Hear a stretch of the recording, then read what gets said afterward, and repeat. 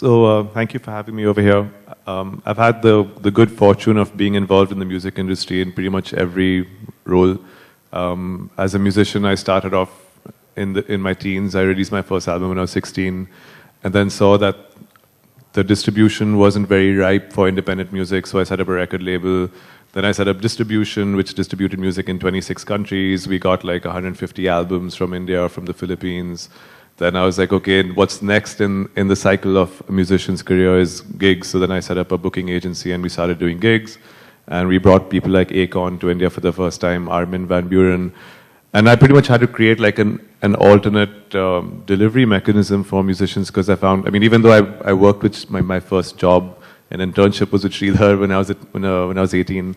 And I saw while there was a lot of infrastructure, it wasn't being directed into developing new talent. It was always taking the existing guys who were there and just working with them. And then I said, what are we actually doing to build new talent? Because I mean, this is about sustainability. And like what you guys have been doing, or what Sridhar is doing now with people like Badshah, is working with artists and working with them for 4 years and actually creating them into marketable names.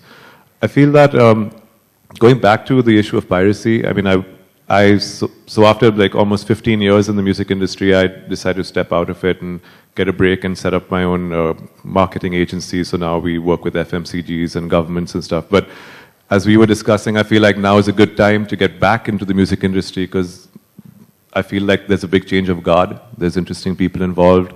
The government is doing interesting things. I think people have realized that there's a twofold issue, which is, one is the government's regulations and actually, like Mr. Kapoor said, punishing people.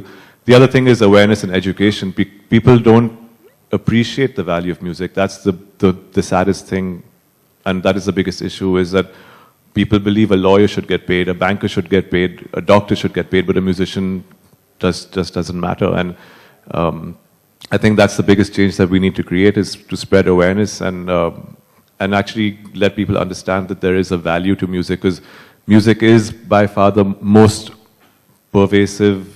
It's everywhere, like it's on your mobile phone, it's on TV, it's on radio, you're singing it. Music is everywhere. It affects you psychologically, it affects you physically. I think there should be a greater emphasis on people understanding the actual value that music brings to our lives.